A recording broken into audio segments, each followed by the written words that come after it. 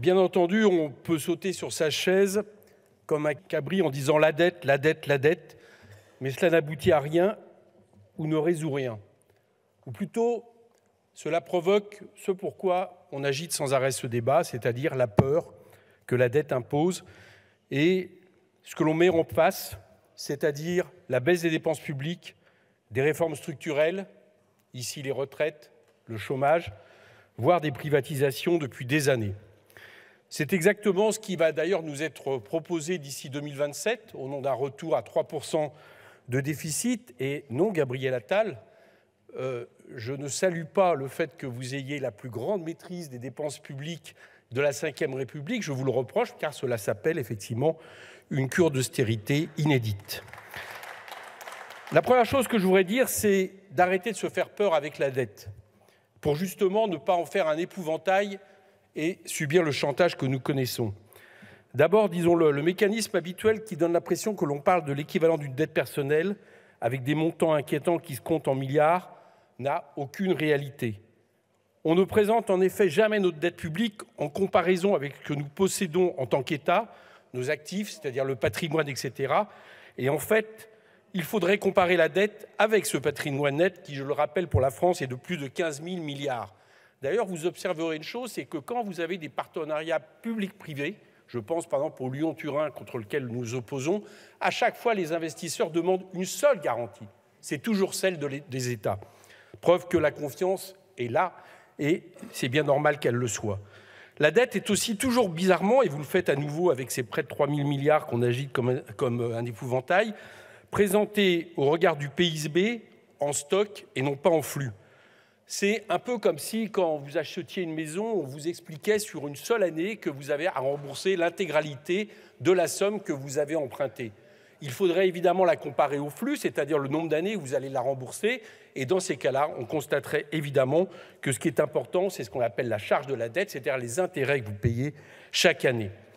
Donc non, la dette n'a rien à voir avec celle d'une personne, d'abord parce qu'elle peut être étalée à l'infini dans le temps, sur des centaines d'années, puisque je l'ai dit tout à l'heure, un État ne peut ni mourir ni faire faillite, qu'un État a la maîtrise de ses ressources et peut lever l'impôt, et un État peut donc faire rouler la dette en réempruntant au fur et à mesure pour rembourser la dette quand la dette arrive à échéance, ce qui d'ailleurs avait fait dire à Eric Woerth, je le cite dans le bouquin que j'ai commis lors de débats sur un des projets de loi de finances rectificative, que tout le monde sait qu'on ne rembourse jamais la dette. Eh bien oui, tout le monde sait qu'on ne rembourse jamais le stock de la dette.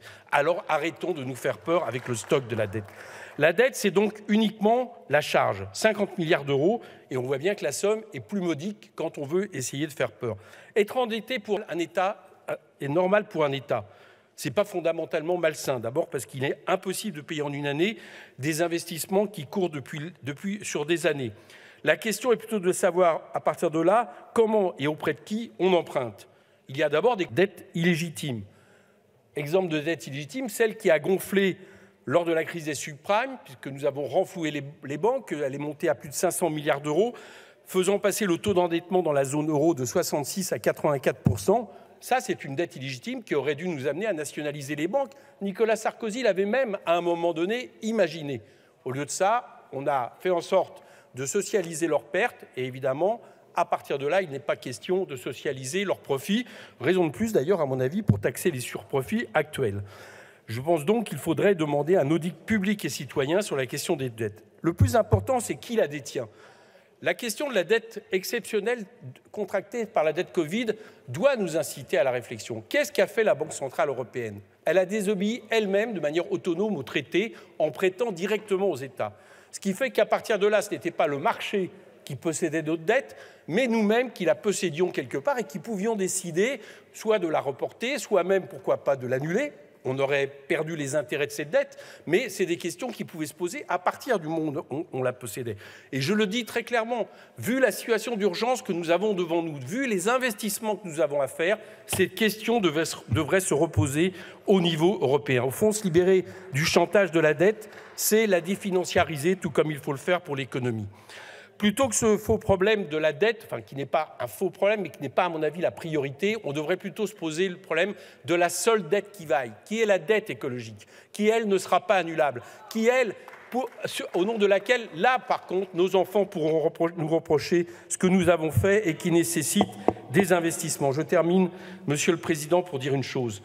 La dette, on peut aussi la résorber avec une toute autre manière que les politiques d'offres et de compétitivité. Mettre de l'argent dans les salaires, créer des emplois, investir au niveau de l'État, c'est permettre de faire rentrer des cotisations sociales, de faire rentrer de la fiscalité. Et c'est une autre façon de faire baisser la dette, plus intelligente à mon avis, que celle de supprimer les impôts, comme nous le faisons sans arrêt, ce qui ne fait que augmenter la dette. Dernier mot, inquiétez-vous de la dette privée. 248% du PIB, largement supérieur aux 112% de la dette publique, et qui là, par contre, parce qu'en réalité, elle alimente le système, est un problème fondamental sur lequel s'appuient toutes les crises du capitalisme.